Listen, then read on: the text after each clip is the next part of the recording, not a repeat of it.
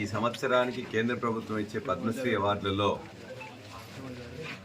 ఈ ప్రాంత వాసి, జనగామ నివాసి, అప్రెడ్డిపల్లిలో పుట్టి ఇక్కడ మరియు జనగామ జిల్లాలో జనగామ పట్టణంలో నివసిస్తున్న గడ్డం సమ్మయ్య గారు ఇందుకు ఎంపిక కాబడడం, వారిని గౌరవించుకోవడం కేంద్ర ప్రభుత్వానికి ముందుగా ధన్యవాదాలు తెలియజేస్తూ వారికి శుభాకాంక్ష తెలియజేస్తున్నా.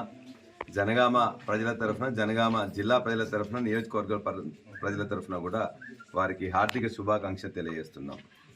3 దశాబ్దాలుగా చిందు యక్షగానాన్ని మొత్తం ప్రజలకు అన్నిటినీ వాళ్ళందరికీ ఆనందం కలిగించే దాంట్లో, అదేవిధంగా రామాయణ భారత ఇతిహాసాలన్నింటినీ కూడా వాళ్ళందరికీ చెప్పడంలో, నీతిని బోధించడంలో, అదేవిధంగా చాలా కష్టపడి దీన్ని ఈ యొక్క ప్రజలకు ఇష్టమైన దాన్ని మొత్తం కూడా తన యొక్క సర్వస్వం కూడా చాలా పేదరికంలో పుట్టి దీన్నే మొత్తం కూడా సర్వస్వంగా ఉంటున్న సమ్మయ్య గారికి తెలంగాణ ఉద్యమంలో కూడా దీన్ని చాలాసార్లు ఇదే గానం చేసి తను మొత్తం కూడా ఉద్యమంలో కూడా తను పాల్గొనడం జరిగింది.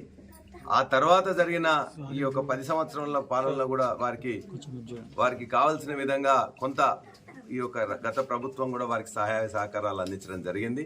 ఇప్పుడు కూడా ఒక అంతరించిపోతున్న కళను తాను 3 దశాబ్దాలుగా తాను పట్టి పోషిస్తూ మొత్తం కూడా ప్రజలందరికీ మొత్తం ఆనందం కలిగిస్తున్న ఈ కళ సజీవంగా ఉండాలంటే ఇటువంటి వారికి ఇప్పుడు రావడం అనేది చాలా సంతోషకరం.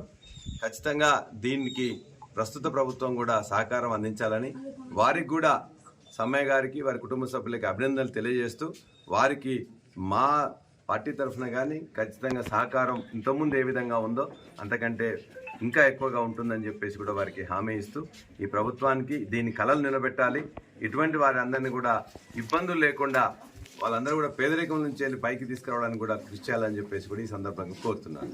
వారికి మరొకసారి శుభాకాంక్షలు.